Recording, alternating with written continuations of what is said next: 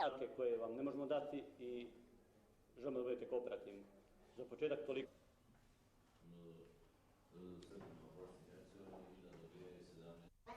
Utvrđeno je da snage Hrvatskog vijeća obrane zajedno sa armijom sudjeluju u operaciji deblokade Sarajeva. Sporazumi su spušteni i na niže razine, na razine korpusa i zbornog područja Vitez. Izdate su i vojničke zapovjedi i Hrvatsko vijeće obrane sudjeluje, poduzima vojničke aktivnosti, a sa ciljem ostvarivanja uspjeha na pravcu, na Sarajevskom pravcu.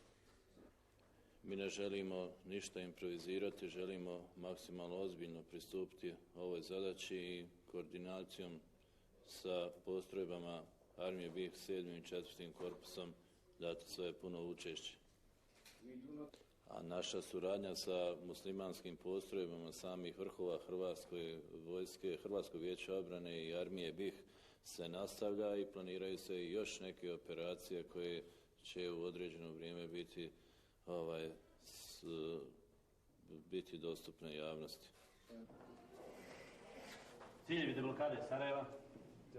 The main goal of lifting the siege of Sarajevo je oslobađanje ove tri komunikacije. Is the liberation of these three communications. A sve u svrhu dosta humanitarne pomoći. And all with the purpose of the humanitarian relief supply. Ja sam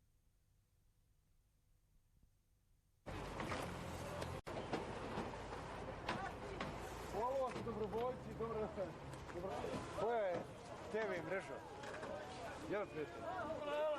Da imamo to, srcaj. Pokaži ti.